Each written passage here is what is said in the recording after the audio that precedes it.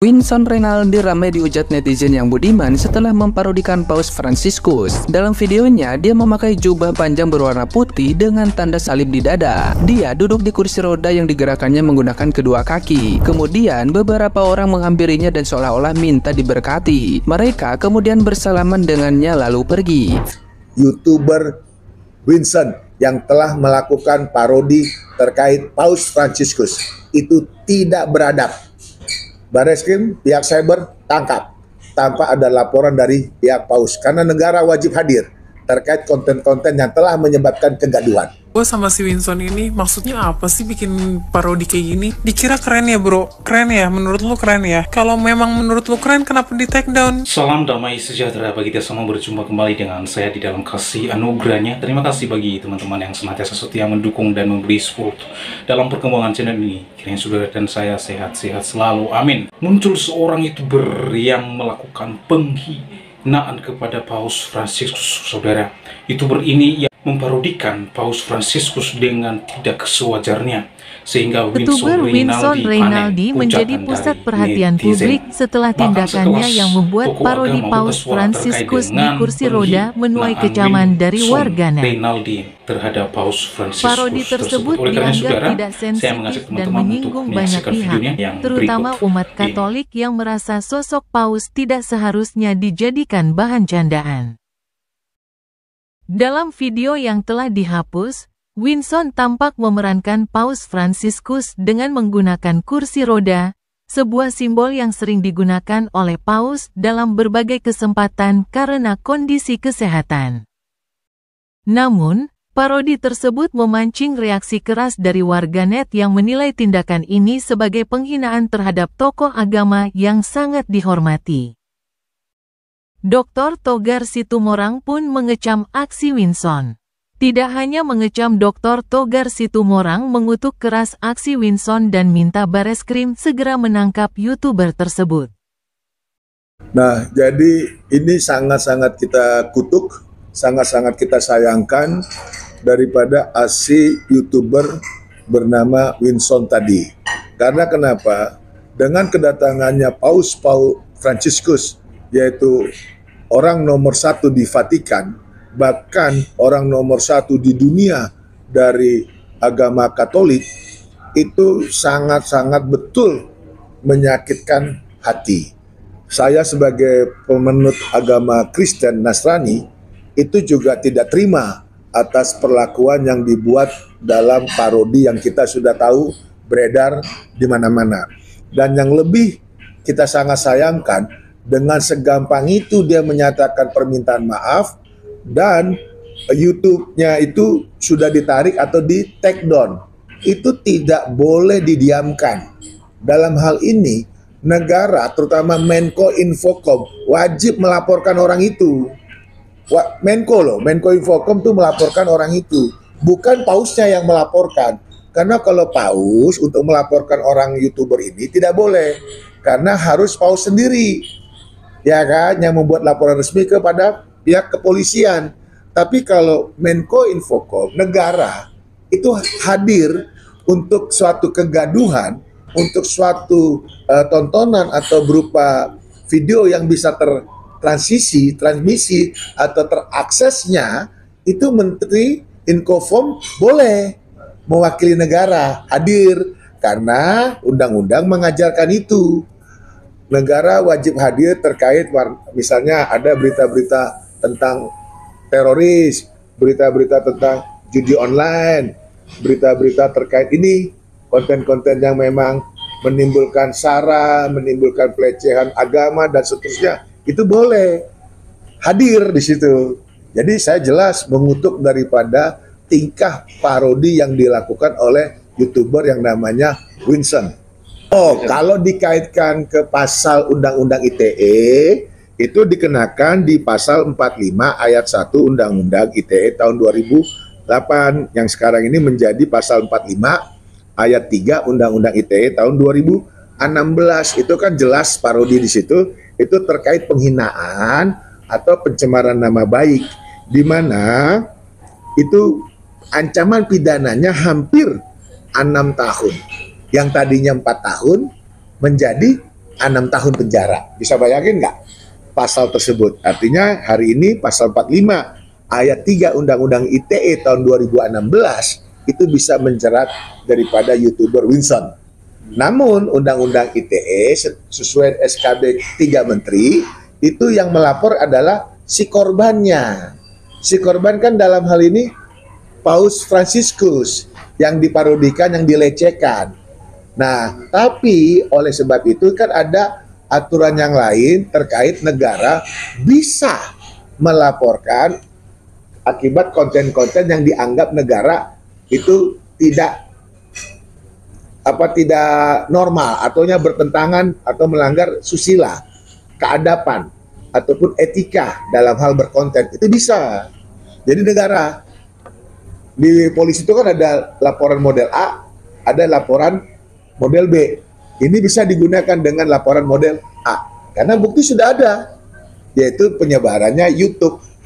Dan di dalam penyebaran itu ada konten yang berisi melecehkan daripada pribadinya loh, pribadi Paus Fransiskus. Ada di situ mobil, alat buktinya kan ada. Ada juga kursi roda, ada pakai jubah putih, ada teman-teman dia yang salaman-salaman. Itu bisa, semua yang ada dalam konten itu diangkat. Bisa apa sama teman-teman Ya kabar reskrim dong, cyber, kerja dong. Jangan diem, tangkap itu.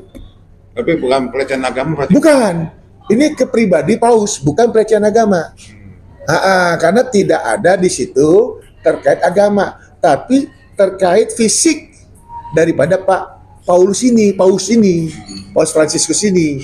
Kan pakai jubah putih, pakai ada gambar salib, duduk di kursi roda, lalu ada kijang. Padahal kalau yang sesungguhnya kan kijangnya bukan kijang ribon ini, kijang yang baru itu, kijang indeksis apa itu. Nah itu nggak boleh itu, karena kita tahu Paus Fransiskus datang ke Indonesia itu hal-hal yang sangat-sangat sakral, sangat-sangat luar biasa. Saya sebagai umat Kristen aja sangat-sangat menghormati dan bangga, apalagi kita lihat Bapak Joko Widodo pada saat Paus datang sampai nyalamin nunduk begitu loh, saking menghormati. Kok ada sekarang YouTuber yang hanya karena mau dapat viewer, mau dapat penggemar atau mendapat nilai sisi komersil, itu melecehkan dengan parodi yang memang menghina Pak Paus. Nggak boleh itu. Negara mana ini?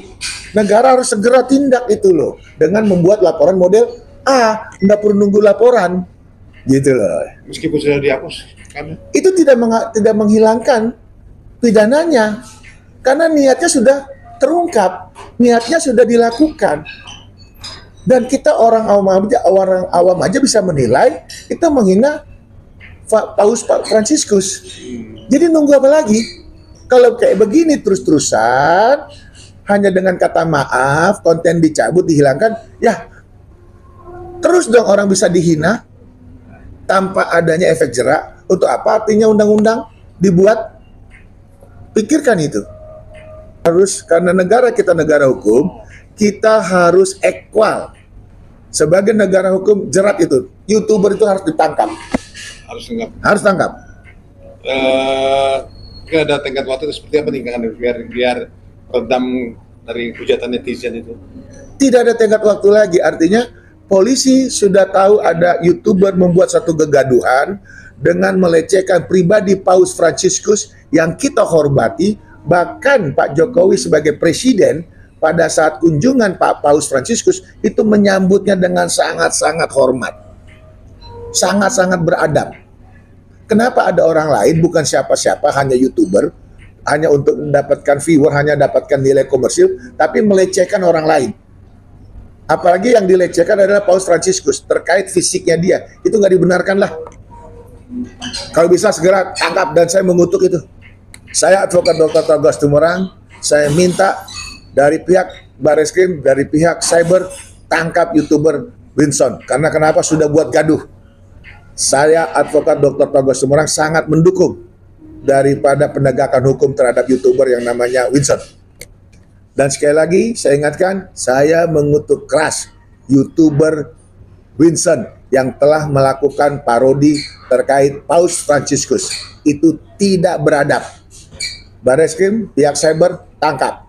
tanpa ada laporan dari pihak paus, karena negara wajib hadir terkait konten-konten yang telah menyebabkan kegaduhan. Bingung gue sama si Winson ini, maksudnya apa sih bikin parodi kayak gini? Dikira keren ya bro? Keren ya? Menurut lu keren ya? Kalau memang menurut lu keren, kenapa di take down VT-nya? Jangan jadi orang gentle dong Winson. Kalau memang lu udah berbuat, lu harus berani bertanggung jawab. Jangan langsung lu take down juga VT-nya gitu. Sumpah ya guys, gue bingung banget apa yang ada di pikirannya dia sampai dia tuh bisa POV-in paus yang kemarin dateng ke Indonesia tuh. Gimana ceritanya gitu, gimana konsepnya, dan maksud tujuannya tuh apa gitu. Maksud tujuannya tuh baik atau buruk gue nggak tahu ya, cuman itu nggak pantas banget untuk lu parodiin gitu, dan itu nggak pantas banget lu jadiin konten. Coba deh Winson, lu pikir kalau misalnya nih orang tua lu ya yang duduk di situ terus diparodiin sama netizen lain, sama temen lu atau siapapun itu, lu gimana gitu? Pantas nggak? Sorry nih ya, kalau menurut gue konten-konten yang seperti ini menurut gue harus ditindaklanjuti guys. Nggak cuman klarifikasi minta maaf terus selesai gitu. Kenapa? Karena itu bisa membuat konten-konten creator yang lain tuh sembarangan bikin konten, tau nggak sih? Ini tuh kalau menurut gue ini jatuhnya lebih ke menghina ya, karena kan kayak nggak pantas gitu seorang paus yang bener-bener datang ke Indonesia itu dengan tujuan yang baik, tapi lu parodiin seperti ini. Menurut gue itu hal yang gak pantas gitu. Lu orang kayak gak punya bahan tuh gak sih? Emang gak punya bahan konten yang lain apa? Daripada bikin kayak gini? Yang dilakukan oleh Winson Renaldi, seorang YouTuber yang memparodikan kedatangan Postman ya. Jadi si Winson ini membuat parodi sedang duduk di kursi roda, dia mirip-mirip dengan paus, terus ada orang yang datang seperti ya diberkahi lah, terus ada yang bertopeng setan. Nah ini banyak yang yang katakanlah men-share tentang video parodi ini, termasuk akun di Facebook namanya NTT Talk atau Talk NTT. Nah sayangnya akun-akun seperti NTT Talk atau Talk NTT ini tidak menyebutkan bahwa si Winson Renaldi ini sebenarnya dia beragama Kristen, dia bukan Muslim. Akibatnya banyak komentar-komentar netizen yang marah, geram. Ya saya Muslim aja melihat begitu sebenarnya nggak geram juga ya. Seorang pemuka agama tidak layak diparodikan begitu atau direndahkan begitu. Nah apalagi yang Katolik, saya bisa memahami lah perasaan saudara-saudara kita Katolik. Nah sayangnya karena tidak disebutkan si Winson ini seorang Kristen ya, dia bukan Katolik mungkin, tapi yang jelas Kristen. Jadi seakan-akan menganggap bahwa si Winson ini seorang Muslim. Jadinya mereka marah, melampiaskan kemarahan mereka kepada Islam atau kepada umat Muslim, mulai dari menganggap orang Muslim tidak bertoleransi, bahkan sampai caci maki. Saya sampai pegal tangan saya karena membalasi komentar-komentar tersebut untuk meluruskan bahwa si Winson ini bukan seorang Muslim. Jadi jangan menyalahkan umat Islam begitu. Nah, banyak hal-hal yang begini yang sebenarnya terjadi di negara kita ini. Kesalahpahaman yang kadangkala dilakukan oleh media-media besar atau akun-akun besar itu secara tidak sengaja atau mungkin juga disengaja untuk mencari komentar yang banyak, tapi jatuhnya kan kita antar umat beragama menjadi lebih lebih ribut atau lebih lebih luas atau lebih lebar gitu jarak kesepahaman kita. Jadi sering salah paham yang ujung-ujungnya saling membenci. Saya selalu berharap agar tugas kita semua sebenarnya untuk membuat kita itu sesama umat beragama saling memahami, saling mencintai, saling bertoleransi. Dan salah satunya itu tadi, meluruskan hal-hal yang nggak benar seperti yang terjadi sekarang ini.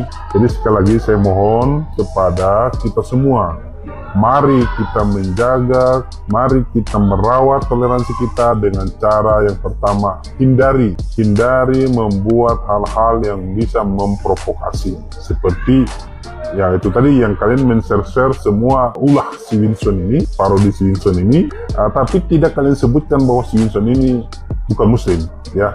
Ya saya kurang paham lah perbedaannya iman Katolik dengan iman Kristen, tapi setahu saya sama-sama menyembah Tuhan yang sama kan gitu.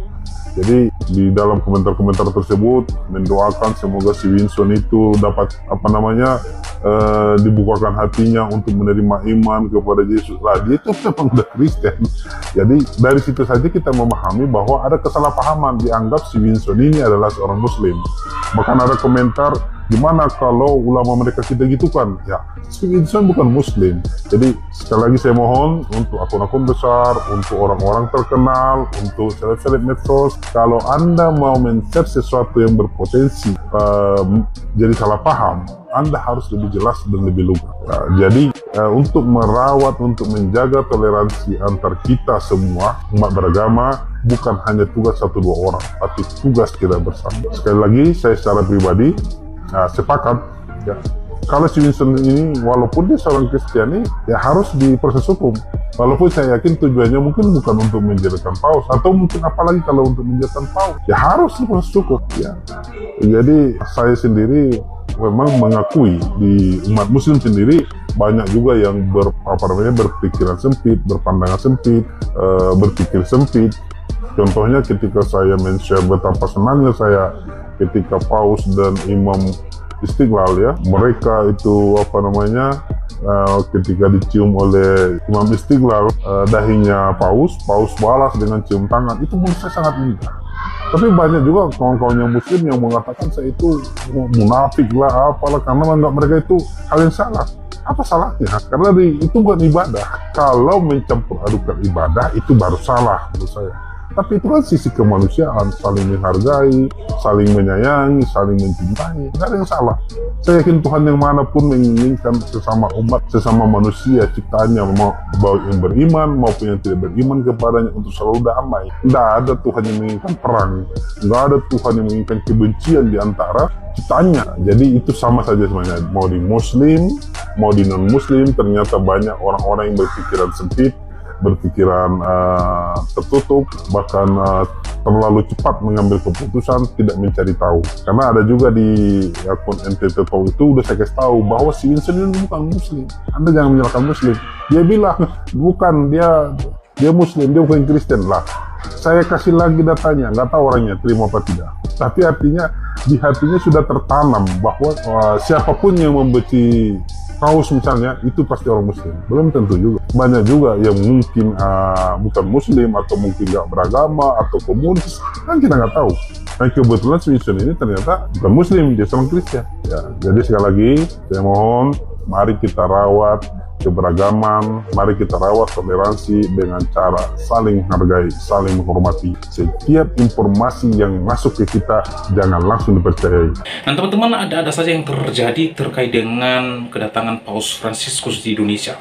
Seorang pemuka agama yang mengklaim bahwa tujuan Paus Fransiskus datang ke Indonesia dengan memperkuat kristenisasi. Pemuka agama tersebut melakukan fitnahan terhadap Paus Fransiskus, saudara. Dan bukannya itu, ada 7 orang yang ditangkap oleh Densus 88 terkait dengan kedatangan beliau. Karena ke-7 orang tersebut ada rencana untuk melakukan hal-hal yang kurang tepat, yang kurang baik pada kedatangan Paus Fransiskus. Dan kemudian yang baru-baru ini terjadi, yaitu seorang YouTuber, yaitu Winson Reynaldin, yang memparodikan Paus dengan tujuan yang melecehkan dan merendahkan Paus Fransiskus. Bagi saya, apa yang dilakukan oleh Winson Reynaldin ini merupakan perbuatan yang tidak terpuji terhadap Paus Fransiskus, saudara. Bagi saya, apa yang dia lakukan adalah merupakan sebuah penghinaan terhadap seseorang. Oleh karena itu, polisi harus bergerak untuk menangkap manusia yang satu ini. Tidak cukup hanya meminta maaf di media sosial, harus ada efek jerat. Mengapa, saudara? Supaya ke depan dan orang lain tidak melakukan hal yang sama apa yang dilakukan oleh Winson Reynaldin ini.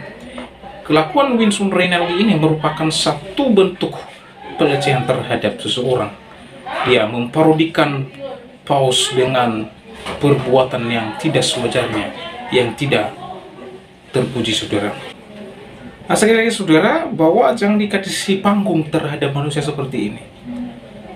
Tidak hanya cukup untuk meminta maaf di media sosial, perbuatan manusia seperti ini sangat berbahaya ke depan di masa yang akan datang.